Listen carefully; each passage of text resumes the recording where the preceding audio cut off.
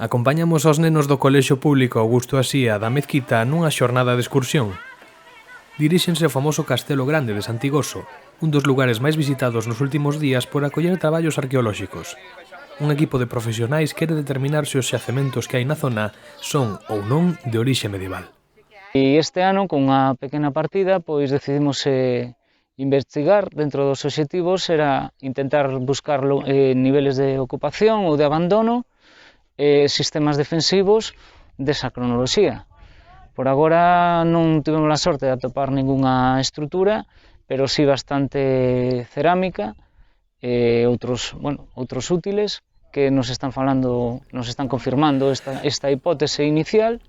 Esa investigación pasa pola realización de 3 sondaxes de 2 por 2 metros cada unha que hoxe coñeceron de primeira man estes 35 alumnos e alumnas. O alcalde do municipio, Rafael Pérez, que tamén acudiu á visita, considera esencial compartir o patrimonio dispoñible no entorno cos máis cativos. Queremos que a xente quede aquí, pois que non chegue aos 80 anos sin saber o que había aquí, porque consideramos que o terceiro castro máis grande de Galicia, porque está considerado como o terceiro máis grande de Galicia, comparado con Santa Tecla ou con San Cibrán de Las, que é importantísimo que os veciños da Mezquita sepan que teñen aquí unha riqueza patrimonial e que é de todos. A min pareceme ben, porque aquí cada vez que ves a visitar e ven arqueólogos contigo, aprendes cousas novas cada día. Entonces, aprender, pois nunca se para de aprender.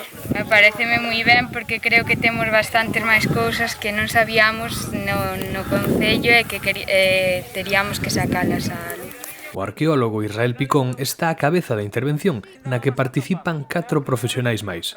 Non é terreo descoñecido para eles, pois xa levan varios anos facendo este tipo de actividades na zona. Un pouco como novidade, moi contentos e sorprendidos é que creo que estamos atopando cerámica da Idade do Ferro. Eso sí que é un pouco máis sorprendente. Pode ser que este lugar non só fose ocupado en época medieval moderna, sino tamén pois fai uns 2000, 2500 anos. Moi preto deste lugar, a 300 metros, atópase o Castelo Pequeno, onde salientan varios achados anteriores como unha muralla de 5 metros e medio de ancho, máis incluso que a mesma muralla de Lugo. Alí tamén descubriron a maior e unha das máis antigas concentracións de centeo da Península Ibérica. Polo momento, a investigación vai continuar ata mañá e teremos que agardar para saber que hai detrás destes descubrimentos, que se agochan entre unhas espectaculares vistas.